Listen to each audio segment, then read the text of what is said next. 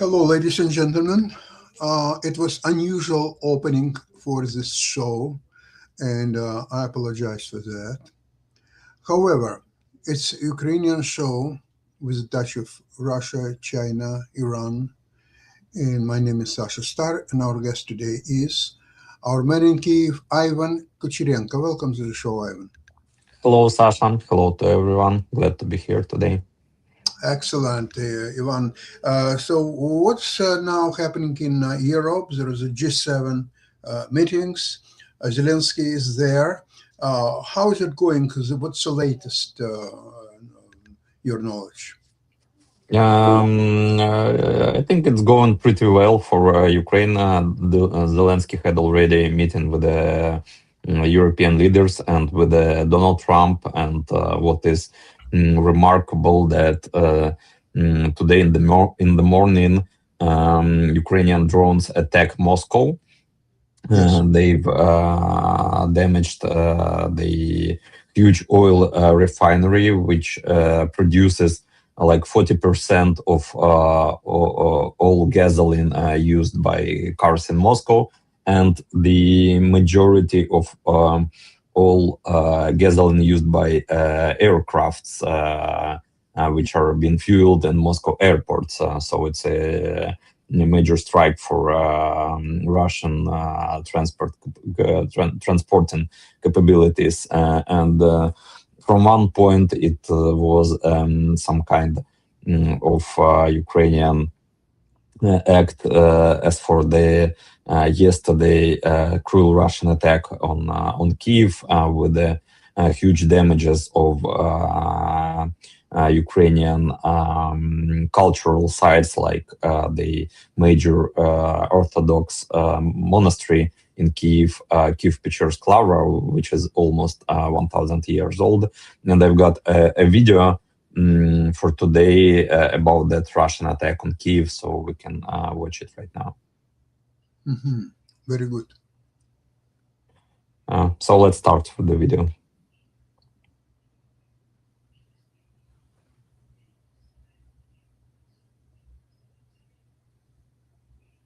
Mark, are you there?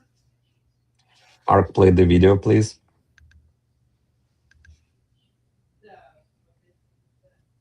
Okay, let's continue maybe later on. Okay. I'm sorry. Maybe we will. I'm sorry for that. Yeah.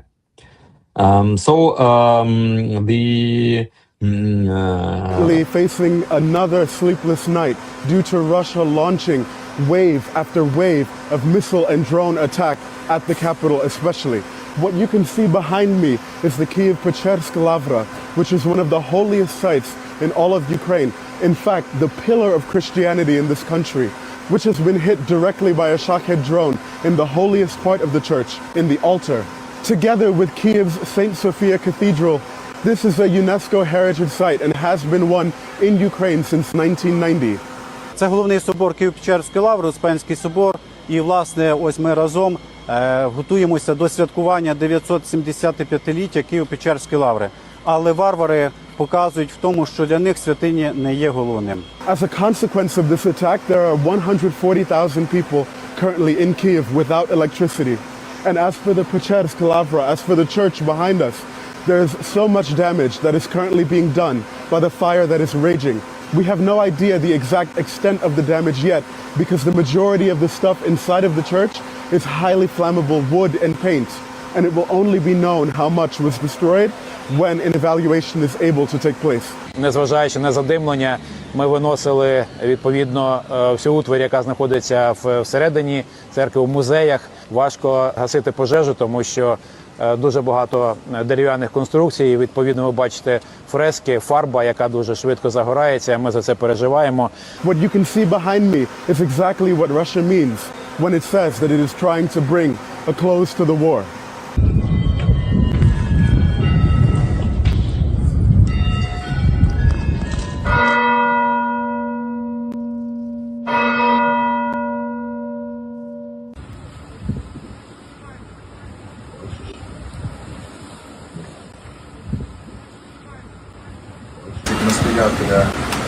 Які були перші відчуття? Знаєте,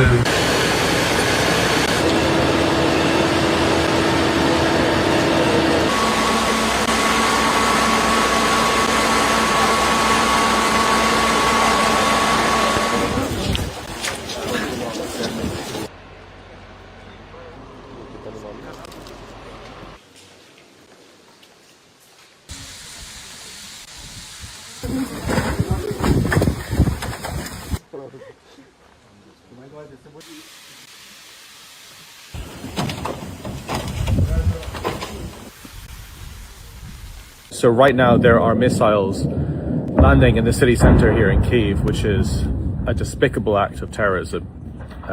This has been going on for hours now. And this is happening because Russians couldn't celebrate Russia Day. In all seriousness, the reason I'm actually filming this tonight is to show that what Russia is projecting right now is a load of lies. Russia likes to give off the idea right now that it's a country at peace, that it's a country that's very civilized, right? They just had a St. Petersburg conference with Candace Owens, with Andrew Tate, with the who's who of the far right, pretending that they are the bastions of peace. And this is actually what they do, firing missiles into a busy city center, right? Where I'm standing right now is a place where civilians live and work. There is no military targets and there is no reason to fire missiles into a place like this unless your intention is to kill everyday civilians and kill people who are innocent. Here you can see this fence was bent as a result of the attack, and it basically wrapped the tree around. That's how strong the blast wave was. I'm currently at the Dovzhenko Film Studio, named after the remarkable Ukrainian director and filmmaker Alexander Dovzhenko. And what you see right now is not a movie scene. Last night, Russia struck this studio, one of the oldest film studios in Ukraine. A fire broke out and destroyed the costume workshop, taking with it Ukraine's largest and oldest costume collection, around 100,000 costumes and 3 million individual garments. На жаль, це було пряме влучання в костюмерний цех, де зберігались костюми, які збирались багатьма поколіннями довженківців, фактично з 50-х років. 900 фільмів кіностудія зняла, і половина костюмів зберігалась саме в цьому цеху. У мене була мрія на 100-річчя через рік зробити дефіле костюмів кіностудії Довженка. Тепер, на жаль, ця мрія ніколи не здійсниться. Але це не все. Ми зараз стоїмо біля історичної будівлі, якій 100 років, офісна будівля дирекції, де, власне, працюють весь персонал кіностудії. Близько 100 працівників. Тут немає жодного вцілілого вікна, тут немає цілих дверей. До самого верху все знищено. And this was not the only cultural site hit last night. We saw that Kyiv-Pечерськ Lavra, a UNESCO World Heritage Site, was also struck in the same attack. Striking these places is an attempt to destroy the memory, history, and soul of the Ukrainian people.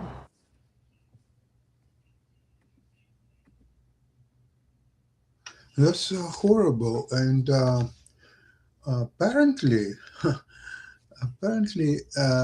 Russia has been supported only by one major country in the world, just one.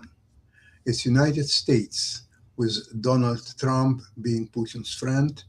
He is supporting it, and that's why the war is still going on. The war should have been over quite a while ago, but it's still going on. And the good thing, though, is that Ukraine is slowly taking over. In some cases, not so slowly. In some cases, a little bit slower. But it's taken over. Russians are in a stalemate. They cannot progress anywhere. They have to send 1,000 people a day to be killed to move 1 meter of territory or something. It's laughable. It's despicable. And Putin is... he's probably the biggest criminal, maybe even more so than Hitler, because at least Hitler was, of course, a monster, killing tens of millions of people, but at least he was not trying to harm his own people. Now, Putin is enemy of all people, including his own.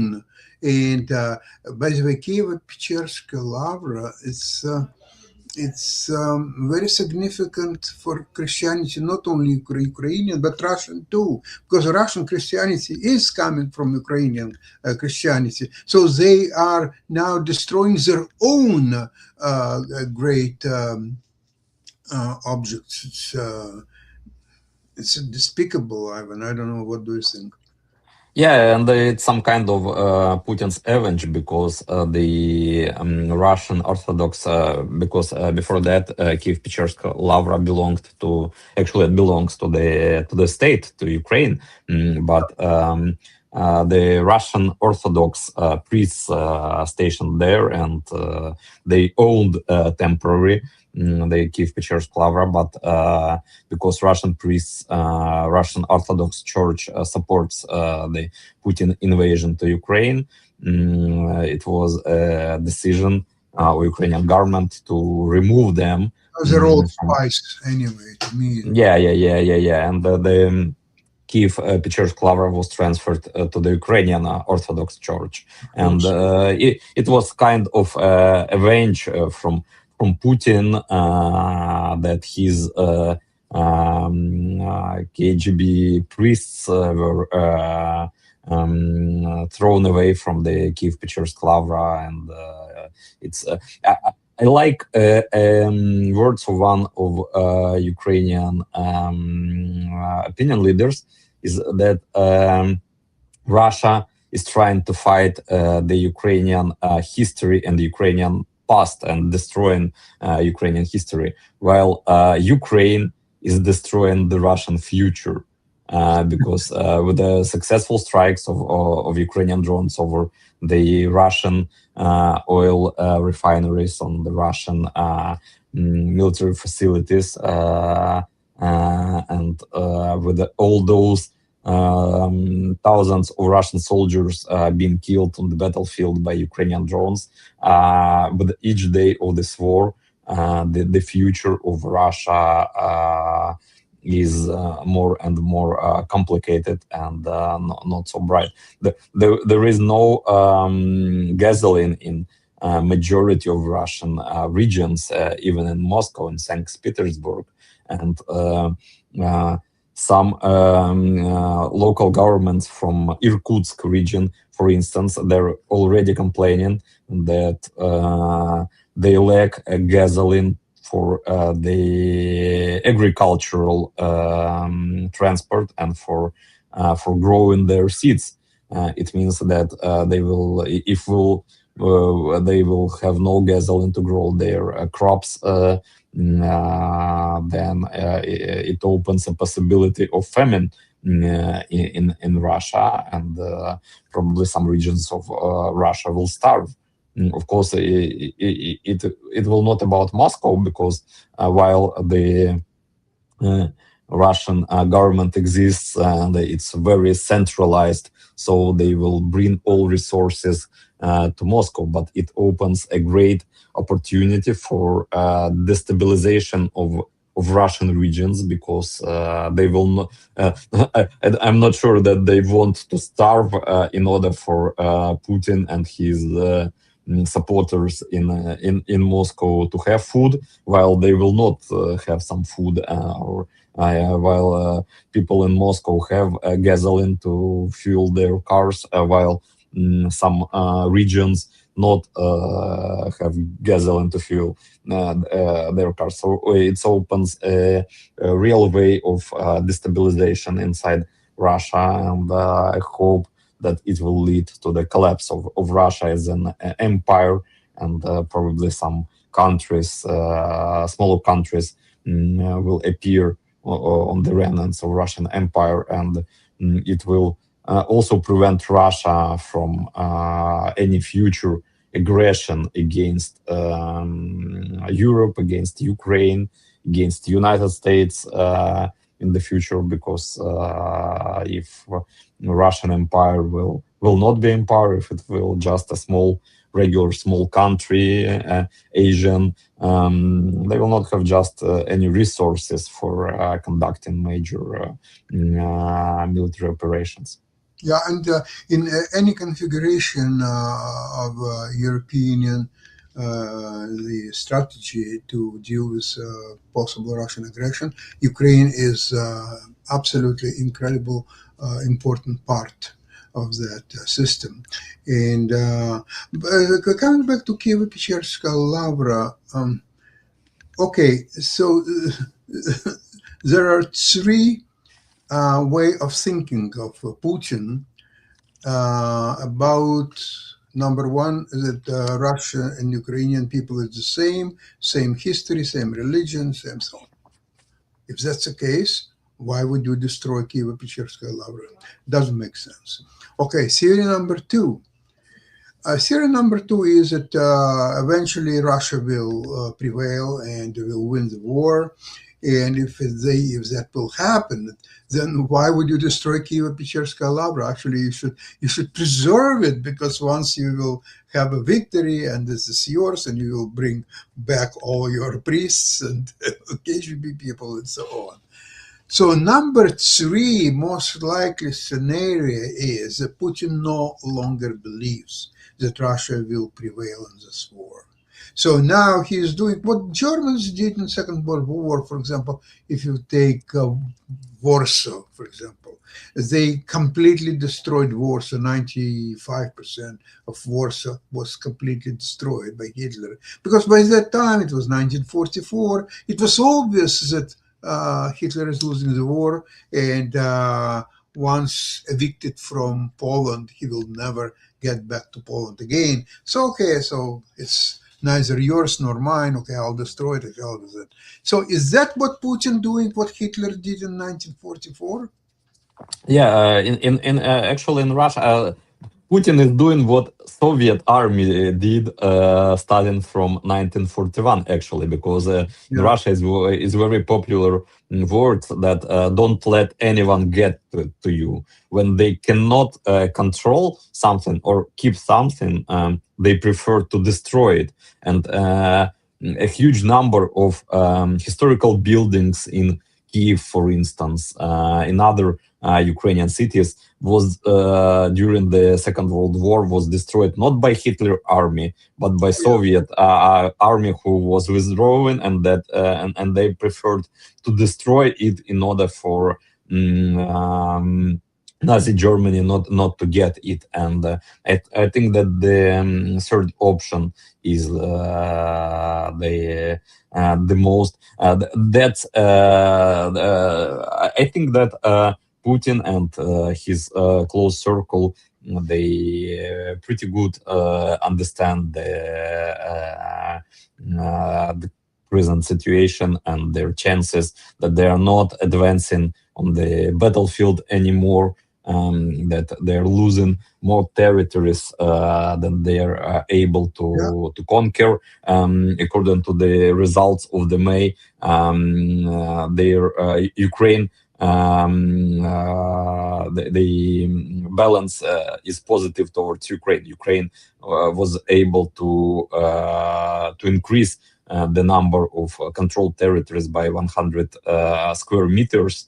It means that somewhere Russian forces are advancing slowly on the Donetsk direction, but Ukraine is able to liberate more territories than Russians are able to conquer, actually, and they have no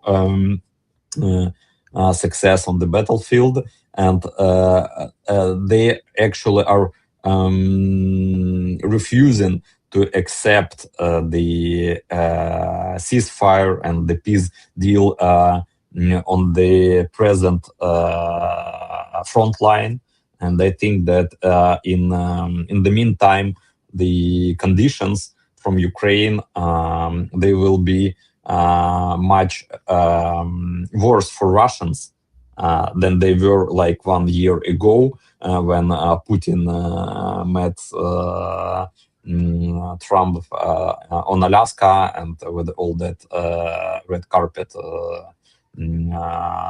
circus by involving American soldiers who just light the red carpet for a Russian dictator. I think that with their understanding of the present and future situation, they're just trying to inflict as more damage to Ukrainian cultural, civilian objects as possible. Yeah. strategy. He follows exactly Hitler's strategy in Second World War. If it's Yeah. not yours, just destroy it. They're feeding their internal audience using their propagandistic instruments. Like they were destroyed a drone factory while they actually destroyed a costume workshop on a film, on a movie studio, historical costume workshop. But they already broadcasted in their propaganda media that they've destroyed the drone factory in the downtown of Kiev and blah, blah, blah. Come on, there are no drone factories in downtown of Kiev. The number of drones flying towards Russia is increasing with every day. These drones are already penetrating the Russian air defense. Today, attack on Moscow, where the air defense on Moscow currently is I think the most secure air defense in the world. And the Moscow is, another most secure place in the world is Putin residence on Valdai, because he put there a lot of air defense systems, and air defense of Moscow today was penetrated by Ukrainian drones. They successfully struck the major, one of the major Russian oil refineries, which is critical for supplying Moscow and the Moscow region and Moscow airports with the fuel.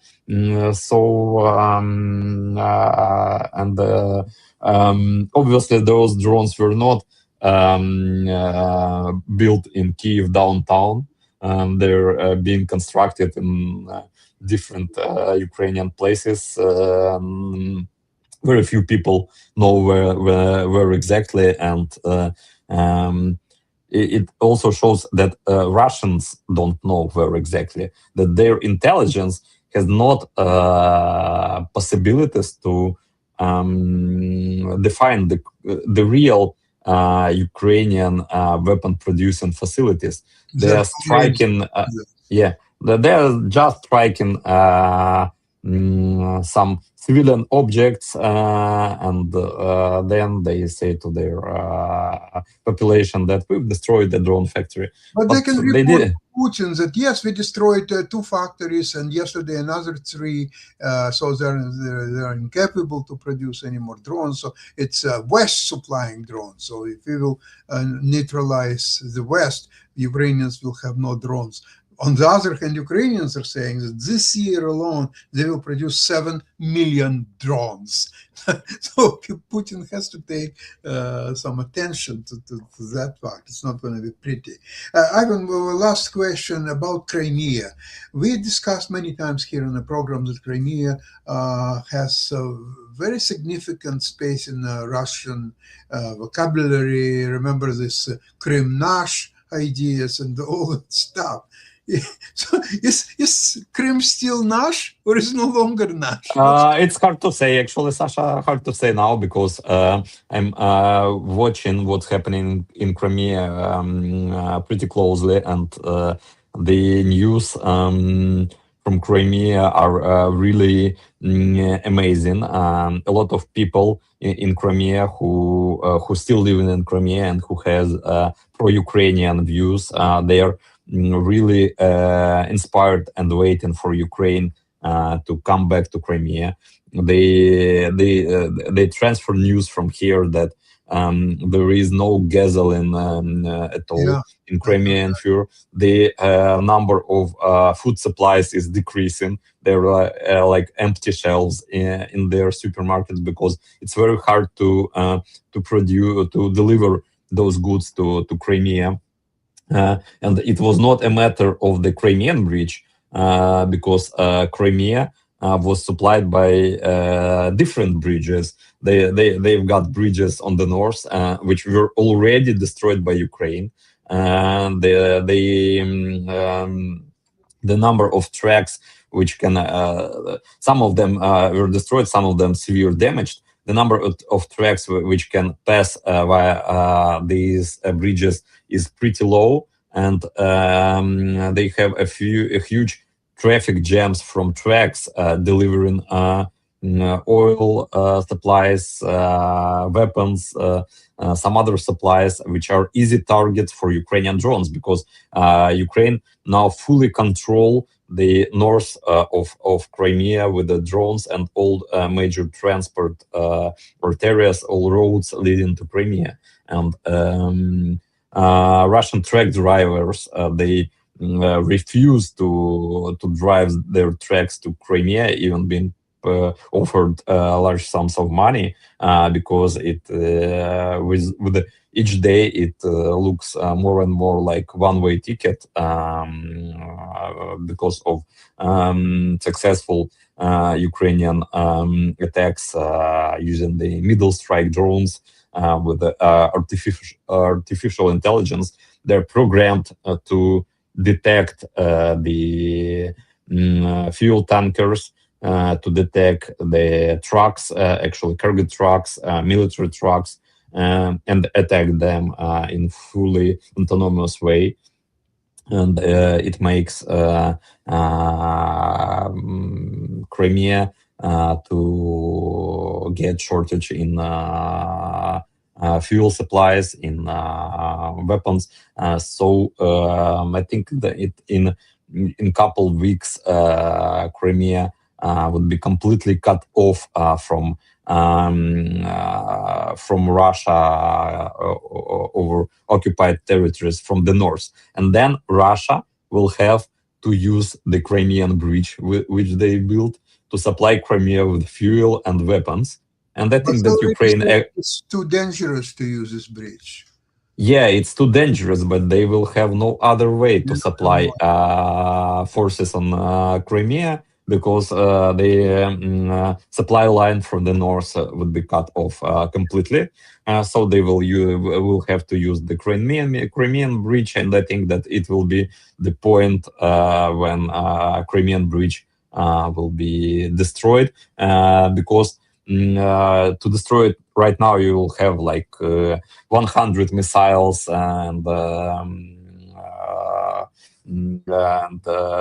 several hundreds of drones, for instance. But if the fuel tracks will go over this bridge, or fuel while the railroad will be transferred over this bridge, then you need like 5 missiles just to destroy that fuel tanks, and they will do the rest of the work.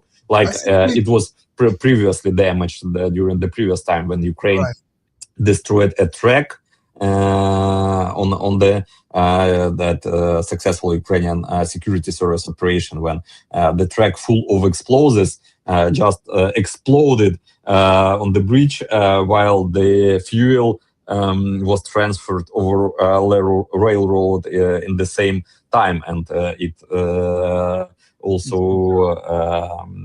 you've seen those videos, photos from that, when it was a huge fire on the railroad part, and it made bridge damaged for a very long number of I want to think that the railroad over the bridge already is done. They're not using railroads, just cars. Now with cars, they're using railroads, but only for passenger transfer. They're afraid using railroad for transfer of oil supplies or weapons, because in this case they consider Ukraine will use those trains to destroy the bridge. The same way they're allowing vehicles just like with limits over 5 or 3 tons only to pass the road part of the bridge. For Russian cars, it's a double problem. One problem is to get to Crimea, but then there's another problem how to get out of Crimea, and you have to use the same bridge, because there will be no other way to get out of Crimea. So in this situation, there is no need for Ukrainians to attack directly Crimea. They can just cut off all supplies and just Yeah. patiently wait, and Yeah, Crimea will be theirs anyway, simply by default. yeah. I think that is the strategy solution. You Very don't need to direct attack on Crimea. It's very hard. You just need to make Russia impossible to supply Crimea, and all those forces stationed here, all those million of Russian citizens which they brought to Crimea to populate Crimea with the Russians, while removing Ukrainian citizens, Crimean Tatars from Crimea. So I think that the way of Crimea back to Ukraine will be like quite peaceful without any shot. Like Russia captured Crimea almost without any shots. Then the same way Crimea will come back to Ukraine without any shot. But, Russians will say, Крым был наш, а теперь ваш. yeah. Like Please take Crimea back. We don't take have. Yeah. Maybe Putin will try maybe to sell Crimea to Ukraine. Maybe, okay, just give us a couple of $1 billion at least. It's a nice strategy to steal something and then to sell it back to the that's rightful owner. Okay. Nice try. Ivan, our next program is on Friday, and on Fridays there will be a signing of U.S.-Iranian deal, or so-called deal, or whatever it might be. And hopefully you will be able to make it. We'll discuss that as well. Actually, is your opinion the deal will be signed on Friday or not? It's a very strange war in Iran, so I just cannot make any forecast, because that deal will be signed with the United States and Iran. But what about Israel? Is it part Israel of this said deal? They will not get out their armies from Lebanon. They're going to stay there. Okay, then the war will continue. Then it's it's not so simple. The problem is that nobody saw the text of the deal. They're discussing the deal. They're talking about the deal, but nobody saw the deal itself. So this is the most unusual situation. Now, I think that we will not see it anyway. Trump or his representatives will just sign a blank piece of sheet, and after that type their own version of the deal, and the Iranian will type their own version of the deal on that blank sheet of paper. And okay, good luck with that. We'll talk about it on Friday for sure. In the meantime, thank you so much for today's program and the movie. And Slava Ukraini. And we'll see you on Friday. Bye-bye, everybody. Thank you. Bye.